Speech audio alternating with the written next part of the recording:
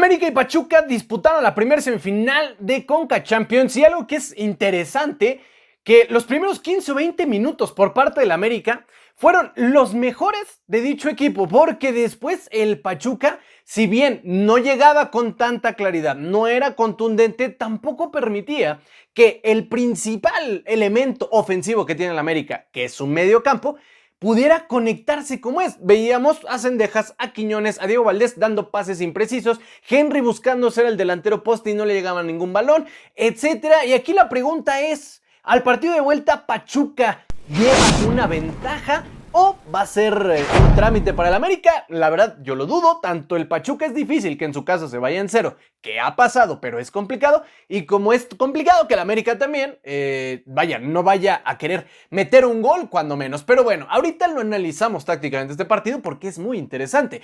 Antes te dejo el top de los mejores y los peores jugadores que nosotros elegimos en este partido. Y chécalo bien. Vamos con lo mejor, en donde ponemos a Andrés Mikolta, Igor Lichnowsky y Eric Sánchez, dos del Pachuca y uno del América. En lo peor ponemos a Salomón Rondón, Julián Quiñones y Diego Valdés, uno del Pachuca, dos del América.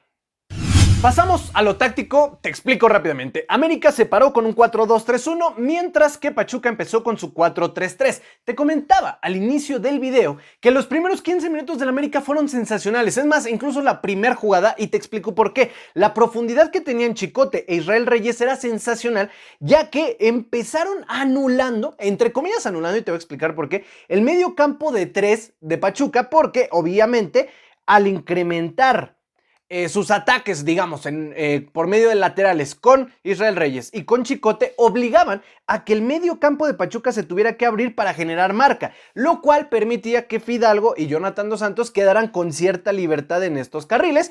Y bueno, ya de ahí fue imprecisión de que no haya terminado en gol la primera jugada del partido. ¿Qué sucede después de esto?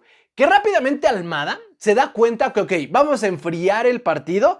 Y trataron de hilar pases en su medio campo, abriendo, buscando receptores, y en una de esas cae el gol de Cendejas en el minuto 12. Al ver eso, su servidor pensaba, esto es lo que necesitaba el partido para que se rompiera y no estuvieran todos, digamos, tratando de defenderse. Ok, empezaron a maquilarse ciertas cosas. Pachuca no le movió mucho ojo en el primer tiempo. ¿Por qué? Veíamos incorporaciones de Idrissi que se interiorizaba como valga la redundancia, un interior o falso 9 detrás de Salomón Rondón, pero también teníamos a Miguel Rodríguez que hacía la misma función. Rondón se subía y permitía la incorporación de los mediocampistas de Pachuca, lo cual empezaba a mostrar ciertas cosas. ¿Por qué? Obligaba a que Jonathan, a que Fidalgo, a que Cendejas y Quiñones bajaran y se quedaran estos huecos. ¿Qué sucedió con esto? Que ni Diego Valdés ni Henry Martín pudieron tener balones, ya que sus extremos o sus principales surtidores de balones no tenían la profundidad que buscaban al generar una marca constante. Y me gustó mucho ese movimiento. Observen nuevamente. Los extremos se metían, mediocampistas abrían y generaban ataque, obligando a que sus marcas vinieran. ¿Quiénes los marcaban? Los ofensivos del América. ¿Qué sucede? Que en una de esas incorporaciones cae una falta de Pachuca en la cual a balón parado meten un muy buen gol. Esto antes una brutal, pero de verdad brutal atajada de Malagón. Independientemente del resultado, eso hay que aplaudirlo, que atajadón de Malagón. Pero bueno, mencionarlo porque realmente fue sensacional. Se va el primer tiempo 1-1 y ahora te voy a explicar cátedra de Almada. ¿Por qué razón?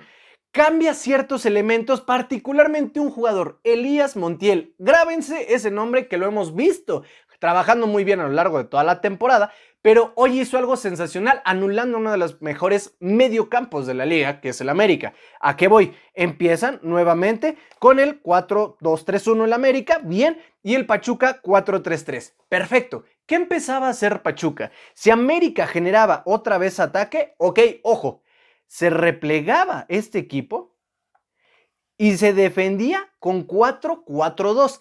Pero ¿qué sucedía aquí? América, ok, decía, bien, me estás entregando cierta iniciativa en los costados, por eso veíamos a Chicote y a Israel Reyes subiendo con relativa tranquilidad, pero donde recuperaran el balón era el movimiento no tan rápido como pensaban. ¿Por qué? Porque evidentemente Salomón Rondón estaba muy bien marcado y recuperaban el balón. Idrissi nuevamente se recuperaba su posición y nuevamente venía el 4-3-3, pero trataban de hacer escalas en los pases por un argumento.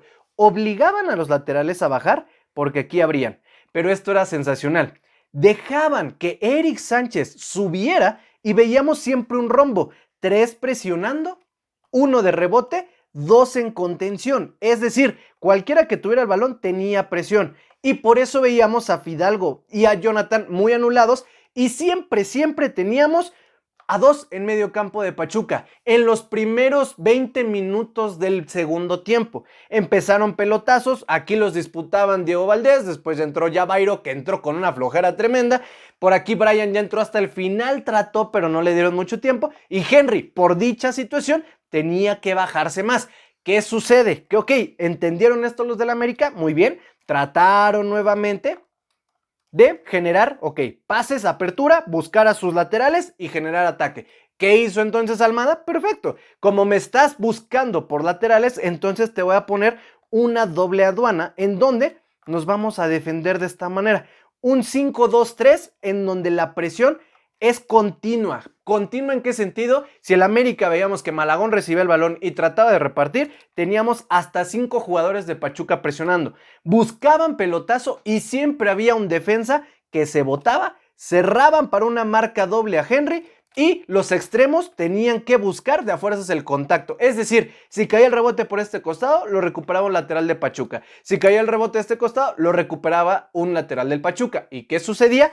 Que entonces América tenía que replegar elementos y veíamos muchos duelos de laterales en medio campo, generando que, ojo, Pachuca en el 1-1 te lo firmó y no tenía prisa de atacar porque sabía que si daba espacios, cualquier trazo largo a Quiñones, a Brian o en este caso Cendejas y después a Javairo era letal porque la velocidad la tenían y de ahí se empezaron a dosificar, pero la clave fue ese medio campo de 2 contenciones, únicamente 2, presionando hasta 5 jugadores, ojo, en el territorio de América cuando el América tenía el control de balón. Es decir, Pachuca mostró que si no le tienes el respeto que muchos equipos le han tenido al América y lo presionas en su zona, de repente se nubla porque entienden que su fortaleza es la transición de balones defensa, Jonathan Fidalgo, Fidalgo o Jonathan a los extremos, de los extremos a Diego, de Diego a Henry o al revés, buscan Henry, Henry rebota como delantero poste a Diego, Diego abre a los extremos y generan centros nuevamente a la incorporación. Y como no lo permitieron, deja tú atacar, no permitieron salir con balón controlado al América, los tuvieron bastante controlados. Es lo que nosotros notamos en este partido. ¿Tú qué opinas? Ventaja para Pachuca, el América lo va a resolver en la vuelta. ¿Tú qué opinas? Todo escríbelo en los comentarios porque la verdad, Almada, chulada de cátedra. Jardine tenía jugadores para hacer cambios diferentes, únicamente hizo 3, entró Richard, entró Javairo, entró Brian, pero no funcionaron del todo. ¿Tú qué opinas? Todo escríbelo en los comentarios.